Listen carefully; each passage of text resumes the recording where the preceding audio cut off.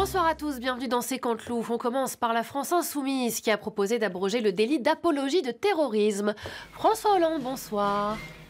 Monsieur Hollande. Excusez-moi, je méditais, j'orchestre mon retour. Ah oui, ça vous travaille. C'est sous votre quinquennat que la mesure d'apologie du terrorisme avait été créée. Oui, mais c'est pas grave. Même si cette abrogation passe, je rétablirai ce délit quand je serai réélu en 2027. Oui, enfin, vous ne serez peut-être pas réélu en 2027. Oui, c'est très vrai. Et si Emmanuel Macron démissionne avant, je serai réélu beaucoup plus tôt. Vous avez raison d'ailleurs de le préciser. Alors, le député à l'origine de cette proposition estime que le délit d'apologie de terrorisme bride la liberté d'expression. Mais remarquez que c'est vrai que si on autorisait les sympathisants de Daesh à s'exprimer librement sur le net, on les choperait beaucoup plus facilement.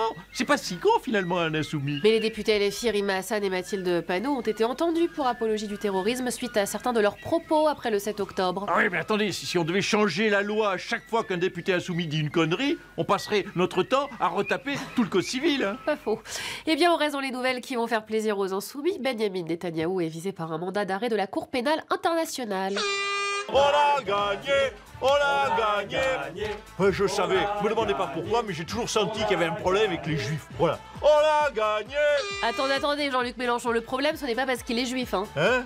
Oui, non, mais bien sûr, me faites pas dire ce que je viens de dire. Le problème, c'est que c'est un criminel. En tout cas, je peux vous dire que si Netanyahou débarque en France, on le livrera à la justice.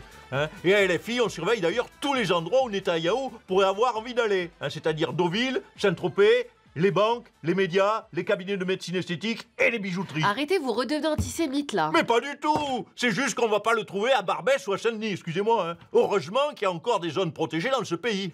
Voilà, incorrigible. La France Insoumise a donc proposé d'abroger le délit d'apologie de terrorisme. Tout de suite, l'avis d'Éric Ciotti, regardez. Always look on the bright side of life. Oh la bijou, c'est bon, on est arrivé à arrêter, là, c'est bon. Éric Ciotti, bonsoir. Alors l'abrogation du délit d'apologie de terrorisme, ça vous inspire quoi? Mais que LFI, ce n'est pas la France insoumise, monsieur. C'est la France islamiste. Vous avez vu, c'est malicieux, hein, j'utilise le i de insoumis pour dire islamiste. C'est pour dénoncer. Oui, on a vu, c'est super. Le grand Mollah Mélenchon, du haut de son minaret, et la merguez radicalisée dans le couscous insoumis, garni des pois chiches que les députés d'extrême gauche ont à la place du cerveau, voilà. Ouais, enfin là, c'est déjà plus confus comme discours. Hein. Oui, peut-être, mais en fait, il faut des mots simples. Et c'est vrai qu'avec couscous et merguez, les gens comprennent mieux de quoi je parle. Ça s'appelle l'art de la vulgarisation. Allez, on repart, les gars. De vulgarisation à la bêtise, il n'y a même pas un pas.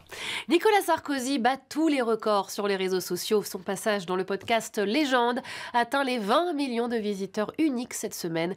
Et pour en parler, il est notre invité ce soir. Bonsoir, c'est Nicolas Sarkozy, le inoxtag de la politique, le Squeezie de Neuilly.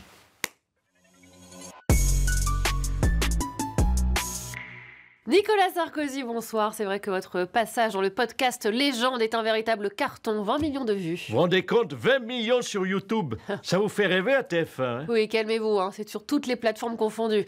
Alors ce genre de podcast dure 1h30, mais ils sont découpés en plein de courts extraits. Résultat, vos punchlines tournent en boucle. Vous savez, je suis un nouveau philosophe. Et vous savez quoi, fort de ce succès? Je crois que je vais faire un deuxième podcast avec des phrases fortes pour les jeunes, comme ce qui ne te tue pas te rend moins mort.